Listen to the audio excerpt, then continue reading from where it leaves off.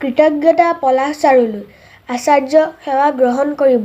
মোৰ সকলো ছাৰ বাইদেউলৈ শ্ৰদ্ধা আৰু বন্ধু বান্ধৱীক মৰম যাচিলোঁ। স্কুলৰ মুখ নেদেখা আজি বহু দিন হ'ল ছাৰ। শ্ৰেণীকোঠাটো, শিক্ষাগুৰুসকল, মোৰ বন্ধু বান্ধৱীবোৰ, আয়া বাইদেউ, ডায়েৰী ছাৰকে ধৰি আপোনালোকে ক্লাছত এৰি যোৱা চকৰ টুকুৰাটো নোপোৱাও আজি বহুত দিন হ'ল ছাৰ। ভাৰতকে ধৰি গোটেই বিশ্বতে এতিয়া ক'ভিড-19ৰ আতংক।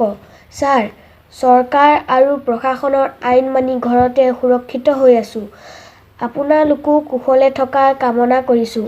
চাৰিওফালে এটি ভয়াৱহ পৰিস্থিতি য'ত মানুহে দিন বাৰ তাৰিখ পাহৰি গৈছিল, তেনে এটা দিনত মাৰ মুখত শুনা পালোঁ, পলাশ ছাৰে আমাক অনলাইন ক্লাছ ল'ব। কথাষাৰ শুনি হেঁপাহত জঁপিয়াই উঠিলোঁ। আকৌ পাম ছাৰৰ সান্নিধ্য, লগতে চিনাকি মুখবোৰ দেখিম আৰু প্ৰিয় মাতবোৰো শুনি পাম। এনে বন্ধৰ দিনতো আপুনি আমাক সময় দিছে, শিক্ষাদান কৰিছে। ক্লাছটো কৰি বৰ ভাল লাগিছে ছাৰ। বন্ধৰ বাবে হোৱা সমস্যাবোৰ আপোনাৰো আছে। তথাপি আপুনি সেই মমডালৰ দৰে থিয় হৈ আছে যি নিজে জ্বলি আছে আনক পোহৰ দিবৰ বাবে। সঁচাই আপোনাৰ এই পদক্ষেপ অতুলনীয়। আপুনি নীতিশিক্ষা, সাধাৰণ জ্ঞান, ইতিহাস, গণিত, ইংৰাজী বিষয়ত আমাক পথ প্ৰদৰ্শন কৰিছে।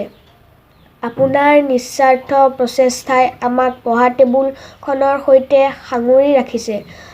আগন্তুক দিনবোৰতো আপোনাৰ সান্নিধ্য আৰু সহযোগ কামনা কৰিছোঁ।